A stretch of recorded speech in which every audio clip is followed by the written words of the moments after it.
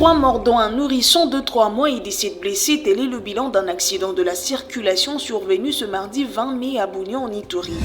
À la Cour constitutionnelle, le verdict rendu ce mardi contre l'ancien Premier ministre Matata Ponyo fait état de 10 ans de travaux forcés, confiscation de biens, déchéance de droits civiques pendant 5 ans après épuisement de la peine. Nouveau journal sur la chaîne du repos, bonsoir et bienvenue. Commençons par cette triste nouvelle. 3 morts et 17 blessés sont comptés lors d'un accident de la circulation survenu ce mardi 20 mai 2025 à Bunia dans la province de l'Ituri. En croire la police de la circulation routière sur place, un nourrisson de 3 mois est compté parmi le décès. Regardez. Encore des pertes en vie humaine enregistrées. Nous sommes au niveau du péage de Luambo sur la route de Likasi. 10 personnes ont perdu la vie lors d'un accident survenu ce mardi. Les causes exactes de ce drame restent à déterminer. L'on signale que les autorités ont tout de suite déployé des ambulances et des véhicules de protection civile pour prendre en charge les blessés. De l'autre côté, nous sommes à une quinzaine de kilomètres du centre-ville de Bunia, près de la localité de Kunda. Des vies sont emportées. Un accident de circulation a causé 3 morts et 17 blessés graves, selon la police de circulation routière. Le commandant du groupe PCR de Bunia renseigne que parmi les victimes figurait un bébé de 3 mois. La 3e victime a pu résister quelques heures avant de succomber à ses blessures dans un centre de santé de la localité. Les blessés présentaient quant à eux des sévères lésions et devaient être transmis aux urgences pour de soins intensifs. Les témoins crient à l'ivresse au volant, le non-respect du code de la route et le mauvais état des routes de Bunia et ses environs. L'on signale que quelques statistiques font état de 46 décès et 300 blessés en 2024. Les autorités de la ville de Kinshasa sont préoccupées par la problématique de circulation dans les artères de la capitale. Le vice-premier ministre, ministre des Transports, voies de communication et désenclavement a réuni le gouverneur de la ville, province de Kinshasa, le ministre provincial des Transports et autres autour de la réflexion et de la définition des mesures concrètes visant à réguler la circulation sur la nationale numéro 1 et la mobilité dans la ville de Kinshasa. C'était le lundi 19 mai 2025. On en parle avec Bénédicte Kokemo. Cette séance de travail sur l'épineuse question des embouteillages à Kinshasa a également pris en compte les représentants de la Fédération des entreprises du Congo, de l'intersyndicale de transport, de la Commission nationale de prévention routière et de la police nationale. Tous autour du vice-premier ministre, ministre des Transports. Des nouvelles mesures s'en suivront, comme le précise le gouverneur de la ville. Nous étions dans une réunion de réflexion sur la question de l'organisation du système de transport, étendu aussi bien sur pour la province de Congo central et Kinshasa, où il y a eu une série de mesures discutables qui ont été mises sur terrain. Et les mesures seront approfondies sur plusieurs commissions. Il y a les amis de la FEI qui sont avec nous, il y a l'intersyndicale, la CNPR et la police, pour pouvoir juguler beaucoup de préoccupations qui se posent par rapport au transport et à la mobilité, non seulement urbaine pour la ville de Kinshasa, mais également, comme je disais tantôt, la province du Congo central. Et je pense que les mesures seront communiquées d'ici là. Et ceci a pour objectif de rendre plus fluide la circulation, mais également organiser tout ce qu'il y a comme désordre qui est entaché à ces secteurs. Il s'y est de préciser que cette réunion devant aboutir à des résolutions, à des mesures d'amélioration de la mobilité à Kinshasa, était très attendue par la population kinoise qui est asphyxiée par des embouteillages monstres dans la ville. Et après cette rencontre, le ministre provincial de Transport a annoncé une série de mesures dans le but d'améliorer le trafic urbain dans la capitale Kinshasa. Dès ce mercredi 21 mai, les camions de 20 tonnes ou plus transportant des matériaux tels que du ciment, du sable, le fer ou boissons circuleront contre 22h et 5h du matin. La mesure concernant la circulation des plaques paires et impaires a été annulée. Et 10 ans de travaux forcés, confiscation de biens, déchéance de droits civiques pendant 5 ans après l'épuisement de sa peine. C'est le verdict prononcé ce mardi 20 mai contre Matata Ponyo par la Cour constitutionnelle qui siégeant en matière pénale. Nico Kassanda. Le verdict de la Cour constitutionnelle est tombé ce mardi 20 mai 2025, condamnant Augustin Matata Ponyo à 10 ans de travaux forcés, assortis d'une éligibilité de 5 ans et d'une arrestation immédiate dans l'affaire Bukanda-Lonzo. La Cour constitutionnelle note que sur les 279 millions de dollars américains décaissés par le Trésor public, seuls 34 millions ont été alloués aux travaux. Dans les cas d'espèces, sur le montant total décaissé, de 279 999 920 dollars américains par le Trésor public, seule la somme de 34 150 105 a été effectivement affectée aux activités du parc agro-industriel de Bukanda-Lonzo et les prévenus Matata Ponyo Mapon Augustin et Globler Christo Stéphanus n'ont pas su justifier la différence de 156 849 413 dollars américains, ainsi donc détournés. Dès lors, cet élément est aussi établi dans les chefs des deux prévenus. Élément moral ou intention de commettre l'infraction. Il est à noter que le prévenu Deogracias Mutombo et l'homme d'affaires sud-africain, tous deux en fuite, ont écopé chacun de 5 ans de travaux forcés. En bref et en images, le ministre d'État, ministre de la Justice et garde des Sceaux, Constant Moutamba, est arrivé cet après-midi à Kalimi, chef-lieu de la province du Tanganyika. Dans le cadre d'une mission officielle, à sa descente d'avion, il a été accueilli par une foule immense venue témoigner son attachement à sa personne et à son engagement pour la réforme de la justice congolaise. Autorités provinciales, cadres politiques, membres de la société civile étaient présents.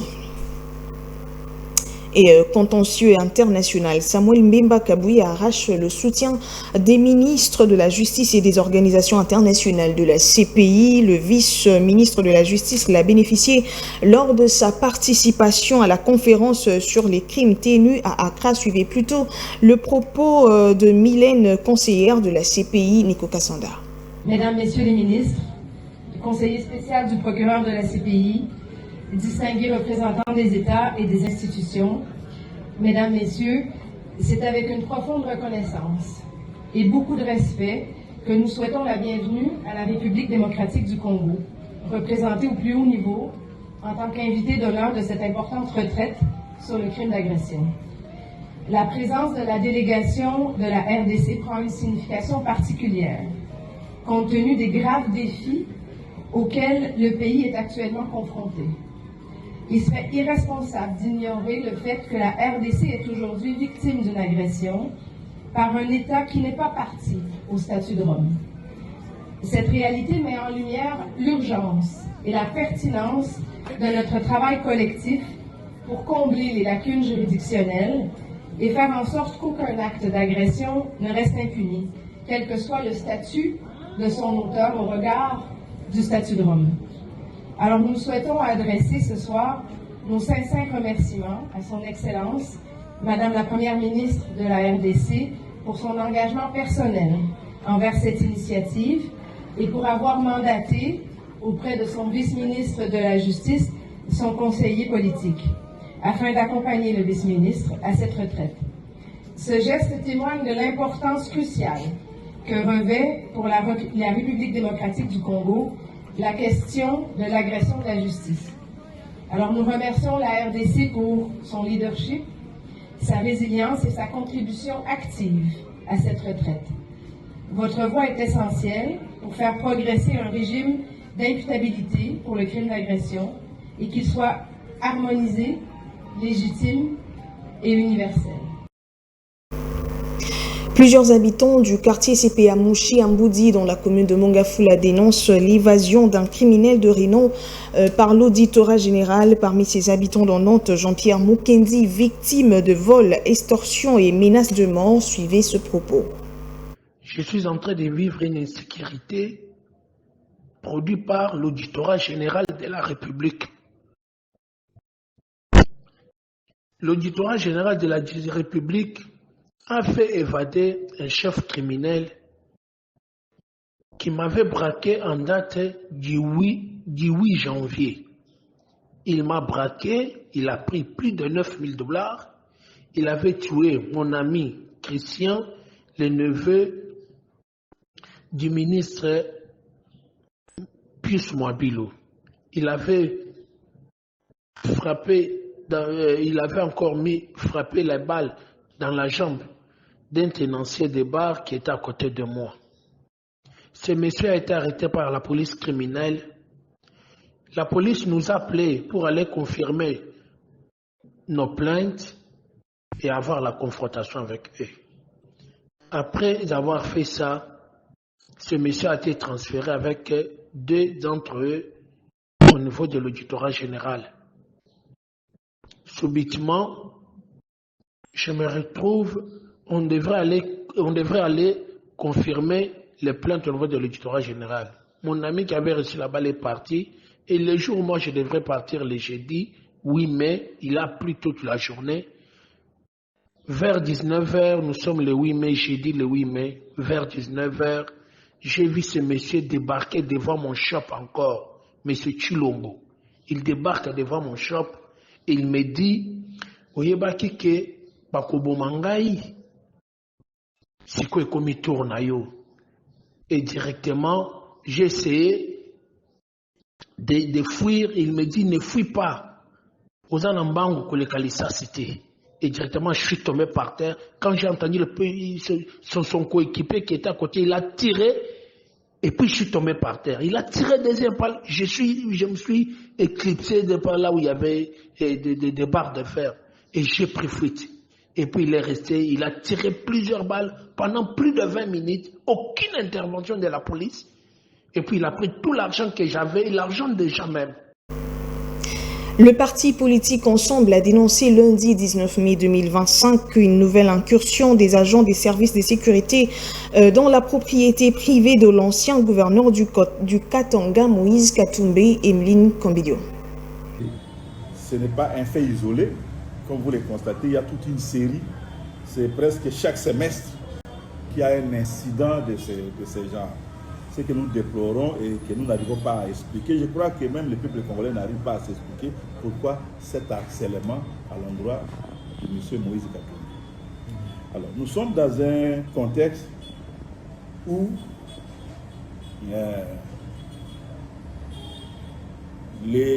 la République est confrontée à une crise dont le principal aspect est sécuritaire par le fait d'une guerre qui a fait perdre au pouvoir officiel à Kinshasa le contrôle d'une partie de la République. À cela s'ajoutent d'autres éléments de crise, notamment celles qui touchent à la politique depuis les désastreuses élections de 2023. C'est un appel aux dirigeants pour qu'ils reviennent à des meilleurs sentiments, qui ne perdent pas de vue qu'ils n'exercent pas des responsabilités publiques comme seulement des avantages dont ils devraient jouir, mais ils ont des obligations vis-à-vis du peuple congolais. Il ferait mieux de s'en souvenir. Mais c'est aussi un appel à la prise de conscience du peuple lui-même. Parce que si le peuple lui-même se met en situation, si lui-même courbe les chines, s'il se met en situation de subir les excès d'un pouvoir qui n'apporte aucune solution à ses vraies préoccupations de tous les jours, mais il revient à ce peuple-là de se dépasser. De considérer que la résignation ne lui amènera aucun bien-être. Au gouvernorat du Kasaï oriental, la passation de pouvoir entre le gouverneur et son vice s'est déroulée en toute sérénité en présence de l'inspecteur principal de la territoriale et le membre du conseil provincial de sécurité, accusé d'avoir détourné 3 millions de dollars. Jean-Paul Mboué-Bois compte saisir la Cour constitutionnelle pour être remis dans ses droits. Emeline Béni Kombidio nous en parle.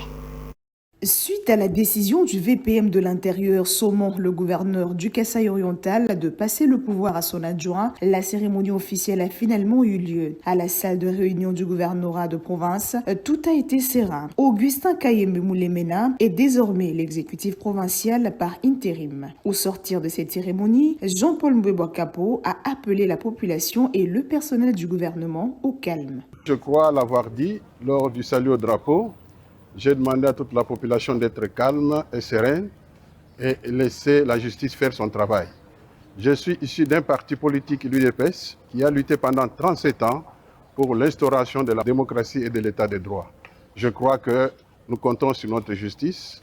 Accusé par l'Assemblée provinciale de détournement de près de 3 millions de dollars américains à subvention du gouvernement central, Jean-Paul Mboué-Bois a tout de suite pris son vol pour Kinshasa où il compte saisir la Cour constitutionnelle pour être rétabli dans ses droits. Inauguration du bâtiment administratif de la centrale électorale au Congo central. La cérémonie a été présidée par le président de cette institution d'appui à la démocratie en présence du gouverneur de cette province, Grace Bilolo. C'était le lundi 19 mai 2025. Nico Kassanda.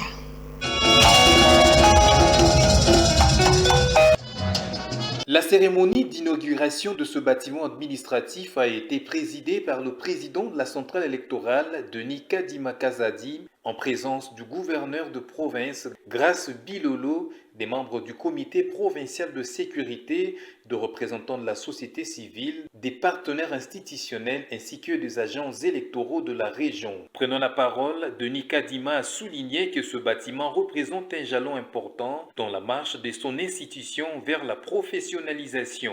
Ce moment marque un jalon important dans la marche de notre institution vers la professionnalisation, la modernisation et le renforcement de ses capacités. Il témoigne de notre volonté d'offrir à notre personnel des conditions de travail dignes et fonctionnelles tout en rapprochant davantage la CENI des citoyens qu'elle sert. Depuis mon arrivée à la tête de la CENI, j'ai fait du rebranding institutionnel un axe stratégique majeur. Ce rebranding ne se limite pas à un changement d'image, il représente une transformation en profondeur. Il repose sur une vision claire, celle d'une CENI plus transparente, plus efficace, plus inclusive, en phase avec les attentes démocratiques du peuple congolais et les standards internationaux. Changer le regard porté sur la CENI, c'est d'abord changer la manière dont nous accomplissons notre mission institutionnelle digne et accessible. En 2021, au terme d'un atelier stratégique rigoureux, nous nous sommes dotés d'un plan stratégique pour la période allant de 2021 à 2027. Ce plan repose sur 5 piliers essentiels, dont l'amélioration de la qualité du service électoral. Le bâtiment que nous inaugurons aujourd'hui symbolise notre engagement à moderniser les infrastructures électorales, à professionnaliser notre personnel et à matérialiser les transformations exigées depuis plusieurs années. Le président de la CENI a exprimé sa reconnaissance envers tous les partenaires ayant contribué à la concrétisation de ces projets. En sport, une scène d'émotion, de gratitude et de fierté s'est jouée le lundi 19 mai 2025 au stade de Tata Raphaël. Le président des Aigles du Congo a procédé à la remise officielle de 32 véhicules à l'ensemble de l'effectif et du staff technique dans l'optique de les féliciter de leur première place actuelle au play-off Illico Cash Ligue 1 Shadrack Tanta.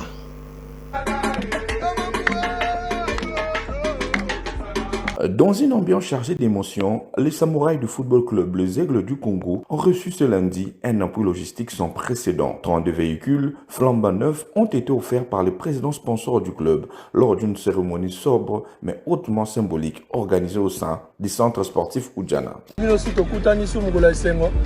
lendemain à victoire, on a vu sur le Lupopo. Au boyebi président Zakamutu ya Maloba. Oya Lobaka. Yango na salara effort nyo surtout pour kokisa yango. Lelo eza concrétisation ya promesse à Pesaka. Mais comme concrétisation ya promesse collective ya biso nyonso. Un geste fort, salué par tous, comme un acte de reconnaissance du travail abattu par l'équipe durant ce début des playoffs. Car il faut le signaler, les Aigles du Congo fait la sensation dans le playoff d'Hélico Cash Ligue 1. Le club est actuellement premier avec 18 points sur les 21 possibles. Le visage rayonnant de joueurs et du staff technique en disent long sur la portée de cet événement qui dépasse largement le cadre matériel. C'est une marque de confiance, un moteur de motivation et un signal clair de l'engagement durable du sponsor auprès du club. Ces moments de communion entre dirigeants, staff technique et joueurs renforcent davantage l'unité et la détermination des Aigles du Congo à poursuivre leur envol dans le playoff d'Hélico Cash Ligue 1, un symbole à la hauteur des ambitions du club en pleine ascension.